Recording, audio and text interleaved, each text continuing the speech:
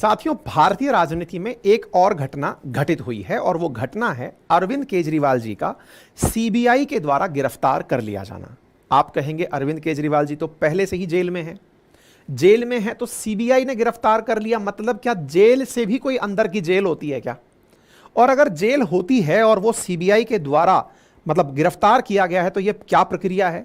CBI से पहले फिर किसने गिरफ्तार कर रखा था? तो आंसर है कि ईडी ने गिरफ्तार कर रखा था। ईडी ने गिरफ्तार कर रखा था, अब सीबीआई ने गिरफ्तार कर लिया है, तो क्या कोई और कानूनी पेच फंस गया है क्या?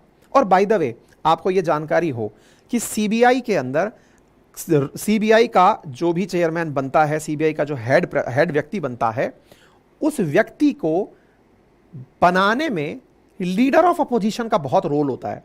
और लीडर ऑफ अपोजिशन पर अब राहुल गांधी जी आ गए हैं, तो क्या राहुल गांधी जी केजरीवाल साहब को बचाकर ले आएंगे क्या? बड़ा सवाल है ये।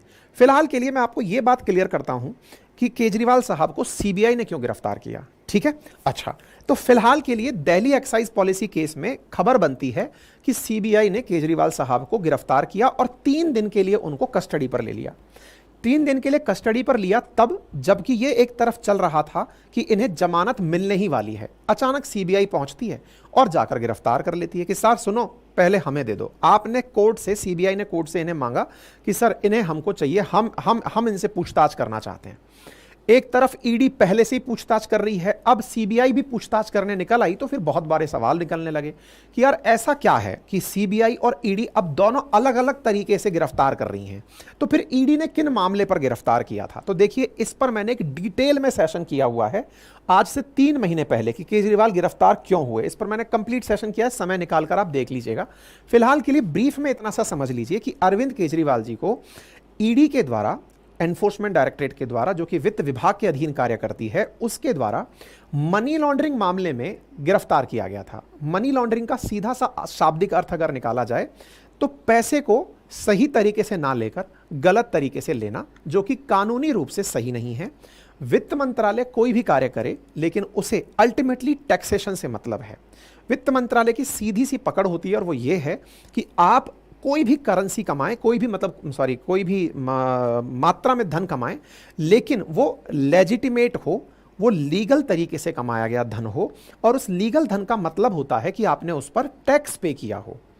बिना टैक्स के पे किए आपने अगर कहीं से धन घुमाकर लिया है तो उस प्रक्रिया को सामान्य भाषा में मनी लॉन्ड्रिंग कहा जाता है। इसका मतलब कमाई तो हुई है लेकिन टैक्स पे नहीं हुआ है। तो सर ये तो टैक्स इवेजन का केस हुआ। हाँ, तो टैक्स इवेजन के केस में फिर ईडी इतना इसको मनी लॉन्ड्रिंग शब्द से क्यों ट्रीट करती है? फिर तो टैक्स इवेजन में डालना चाहिए ये चीज, तो इनकम टैक्स वालों का काम होना चाहिए। हाँ, सही सवाल है।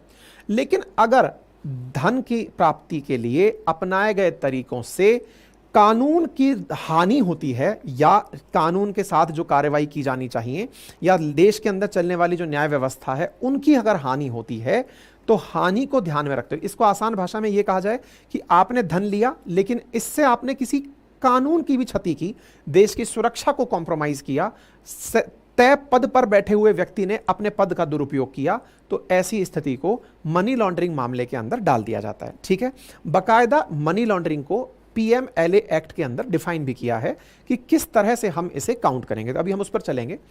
दूसरी तरफ बात की जाए सीबीआई की, तो साथियों सीबीआई आती है गृह मंत्रालय के अधीन, होम मिनिस्ट्री के अधीन, और होम मिनिस्ट्री में जो सीबीआई है उसका कार्य है कोई व्यक्ति पद पर रहते हुए भ्रष्टाचार करे।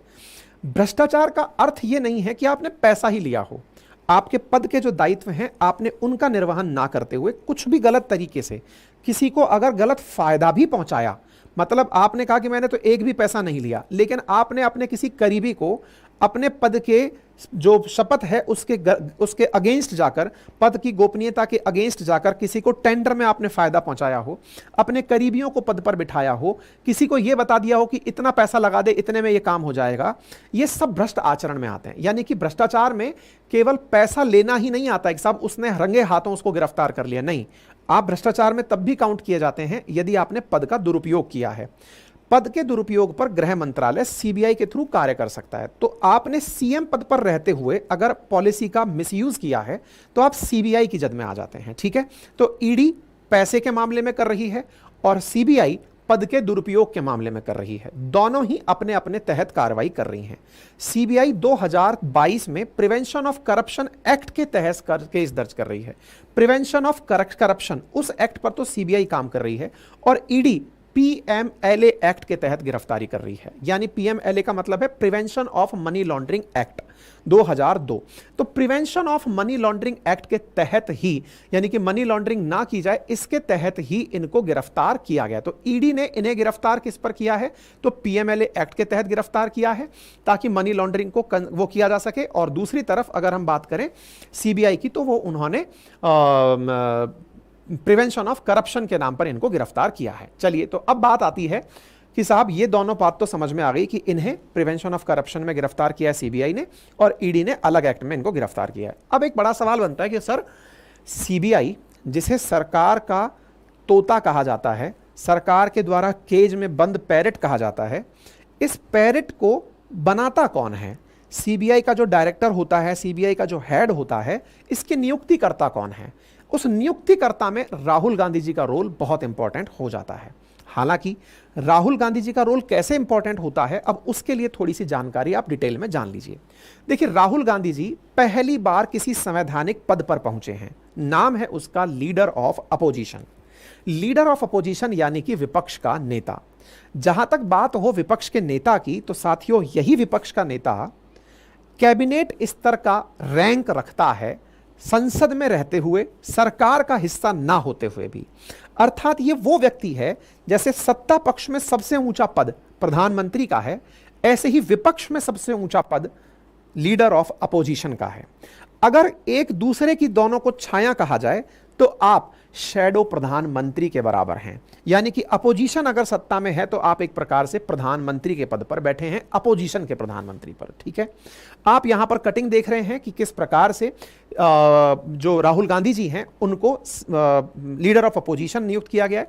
और ऐसी स्थिति में CBI chief to poll body head, ये हेडिंग बनती है कि राहुल गांधी जी वो अब की पोजीशंस पर जो अपॉइंटमेंट्स होते हैं उनमें अपना से रख सकेंगे, अपनी राय रख सकेंगे। देश के अंदर जो महत्वपूर्ण पद हैं, तो यानी कि लीडर ऑफ अपोजिशन ऐसी कौन सी ताकत एंजॉय करता है जिसके चलते ये उम्मीद लग रही है कि सीबीआई चीफ की नियुक्ति में आपका रोल बहुत महत्वपूर्ण होगा। तो चलिए अब इसके बारे में थोड़ा और जानते हैं। तो देखिए, राहुल गांधी जी 18वीं लोकसभा के अंदर लीडर ऑफ अपोजिशन बनाए गए। मल्लिकार्जुन खड़गे जी के द्वारा, जो कांग्रेस अध्यक्ष हैं, उन्होंने इस बात की जानकारी दी कि भाई हम अपनी तरफ से जो लोकसभा के अंदर सेकंड लार्जेस्ट पार्टी है दैट इज कांग्रेस, जो कि संसद की 10% से ज्यादा सीटों को रिप्रेजेंट कर रही है। आपको मालूम हो कि 543 में से अगर कोई पार्टी 10% से ज्यादा सीटें ले आती है और लार्जेस्ट पार्टी होती है अपोजिशन में, तो उसी के नेता को लीडर ऑफ अपोजिशन बनाया जाता है। तो राहुल गांधी जी को लीडर ऑफ अपोजिशन लोकसभा के अंदर नियुक्त किया गया। आपका यहां पर भाषण है और आपने एक बहुत अच्छी बात यहां पर बोली और यह बात लोकतंत्र के लिए बहुत मायने रखती है। क्या? The opposition represents significantly more voice of the Indian people than it did last time. Government के पास निश्चित ही नंबर है, सत्ता पक्ष में है तो सत्ता के पास में ज्यादा ताकत भी है, काम करने का स्कोप भी है, लेकिन इस बार जो अपोजिशन है वो सिग्निफिकेंट नंबर में ज्यादा है। ऑब्वियस सी बात है, 2 बार से यानी कि 16वीं और 17वीं लोकसभा के अंदर लीडर ऑफ अपोजिशन था ही नहीं। क्यों नहीं था?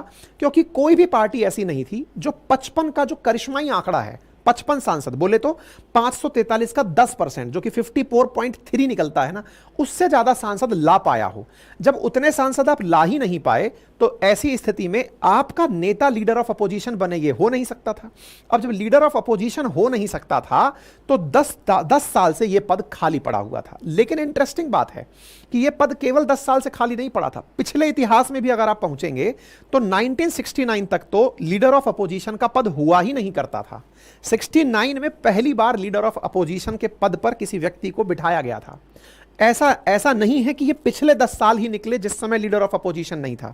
इससे पहले भी 69 तक और उसके बाद के कालखंड में मैं बताऊंगा, वैसे अकॉर्डिंग टू 77 है और उस समय पर भी लीडर ऑफ अपोजिशन नहीं था। तो कहने का कुल मिलाकर अर्थ यह है कि लीडर ऑफ अपोजिशन पर फिलहाल राहुल गांधी जी आ गए हैं। तो ऐसी स्थिति में इन्हें अपने स्तर पर जो जिम्मेदारियां पूरी करनी है ये आप स्पीकर को बोल रहे हैं। 77 बड़ा खास ईयर है क्योंकि उसी साल में लीडर ऑफ अपोजिशन के लिए एक कानून बनाया गया था और उस कानून के तहत आपको इस पद पर पहुंचाया गया है। ठीक है, तो आप यहां पर देख सकते हैं बहुत सारी बधाइयां, इसमें से कई फिल्म स्टार्स की बधाइयां भी हैं जिन्होंने राहुल गांधी जी को लीडर ऑफ अपोजिशन होने के नाम पर बधाई दी और हमने भी आपको यह सूचना अपने ट्विटर हैंडल पर समय से दे दी थी। ठीक है, 10 साल बाद ऐसा हो रहा है कि यह पद भर रहा है, तो 10 साल के अंदर यह काम हुआ। 2014 और 19 में ऐसा काम नहीं हुआ था। फिलहाल के लिए यहां पर दोनों मतलब लीडर ऑफ अपोजिशन के लिए आप पूरा पद कर गए हैं। ठीक है, अच्छा, इसके लिए जो ये लीडर ऑफ अपोजिशन के लिए अगर हम बात करते हैं तो लीडर ऑफ अपोजिशन बनने के लिए जो मिनिमम सीट है उसकी संख्या 55 है, यानी कि कम से कम 55 सीट होनी चाहिए लोकसभा में। और अगर राज्यसभा के अंदर लीडर ऑफ अपोजिशन होना है तो राज्यसभा का 10%, 243 का 10% 24.3 यानी 25 सीटें होनी चाहिए, तब जाकर कोई व्यक्ति राज्यसभा के अंदर लीडर ऑफ अपोजिशन बन सकता है। ठीक है, तो कांग्रेस 99 सीट पा गई है और एक इंडिपेंडेंट मेंबर इनको मिल गया है, तो फिलहाल 100 सांसद हो चुके हैं और ऐसी स्थिति में आप लीडर ऑफ अपोजिशन की सीट पर जाके विराजमान हो पाए हैं।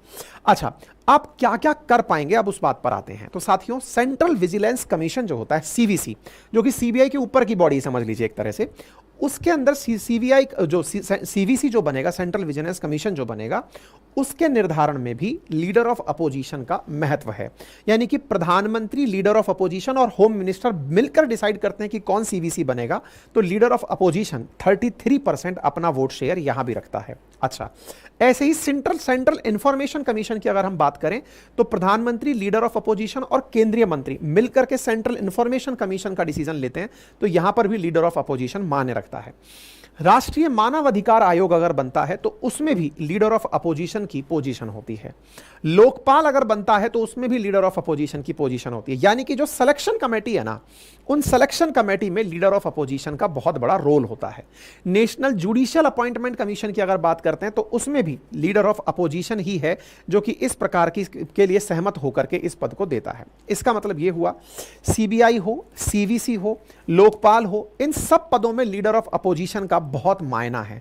अगर सीबीआई चीफ बनाना है तो सीबीआई चीफ के लिए भी लीडर ऑफ अपोजिशन का जो पद है वो बहुत महत्वपूर्ण होता है। यही कहा जा रहा है कि आने वाले समय में नेता प्रतिपक्ष के रूप में राहुल गांधी जब अपनी शक्तियों की पालना करेंगे तो उन शक्तियों की पालना से देश में एक जिम्मेदार विपक्ष के तरीके से ऐसे पद पर व्यक्ति नियुक्त होंगे जो संभवतया सरकार के इशारों पर कार्य ना करें, जैसा विपक्ष हमेशा आरोप लगाता रहा है। क्योंकि अब जो व्यक्ति नियुक्त होंगे उनमें विपक्ष का भी बड़ा रोल होगा। हाँ, कुछ लोग ये कह सकते हैं कि मेजॉरिटी तो अभी भी सरकार के पास है। यहां पर यह बात ध्यान देने योग्य है, मेजॉरिटी भले ही सरकार के पास हो, लेकिन अपनी राय जो राहुल गांधी जी रखेंगे उस कमेटी के अंदर, एटलीस्ट वो जनता को तो बता पाएंगे कि मैं इस राय के खिलाफ था, फिर भी मैं अगर होता तो मैं इस व्यक्ति को नहीं बनने देता। एटलीस्ट विपक्ष की जो राय है अब वो जनता को पता चल सकेगी। ठीक है, तो इस तरह से राहुल गांधी जी से अब इस बात की अपेक्षा की जा रही है। अच्छा, अब एक सवाल और बनता है, लीडर ऑफ अपोजिशन का जो पद है, यह पद कहा जा रहा है कैबिनेट रैंक का पद है, तो ऐसा कैसे है? तो असल में इसके लिए लीडर ऑफ अपोजिशन एक एक्ट है 1977, जिस एक्ट के तहत लीडर ऑफ अपोजिशन को प्रॉपर तरीके से एक सरकारी बंगला, 3 लाख वेतन सहित कुछ सुविधाएं, साथ साथ वेतन भत्ता और यात्रा सुविधाएं दी जाती हैं। ठीक है, तो राहुल गांधी जी अब कैबिनेट मंत्री के समान ही उच्च स्तर की सुरक्षा लेकर के मुफ्त हवाई यात्रा, रेल यात्रा, सरकारी गाड़ी और दूसरी सुविधाएं भी ले सकेंगे। तो अब यहीं से कंक्लूड होता है कि अगर राहुल गांधी जी इन पदों पर हैं, मतलब लीडर ऑफ अपोजिशन पर हैं, तो क्या आप केजरीवाल जी के लिए आने वाले समय में सहयोगी की भूमिका निभाएंगे? क्योंकि इंडिया ब्लॉग में केजरीवाल जी एक महत्वपूर्ण भूमिका निभाते आए हैं। चैनल पर नए हैं तो चैनल को सब्सक्राइब कर लें। और हाँ, अगर आपने आज के सेशन में कुछ भी खास सीखा है तो उस बात को भी हमारे कमेंट बॉक्स में जरूर बताएं। कि यदि आप में से कोई भी साथी यूपीपीसीएस प्रीलिम्स की तैयारी कर रहा है तो उसके लिए फास्ट ट्रैक कोर्स आ चुका है, आप उसे ले सकते हैं। यूपीपीसीएस प्रीलिम्स के लिए 2024 के लिए हमारी टेस्ट सीरीज आ चुकी है, आप उसे ले सकते हैं। और चैनल को सब्सक्राइब तो कर ही सकते हैं। और बाकी हमारे हैंड रिटन नोट्स आपके लिए उपलब्ध हैं। बाकी ये सारा कंटेंट आपको हमारी वेबसाइट अपनीपाठशाला.com पर उपलब्ध है।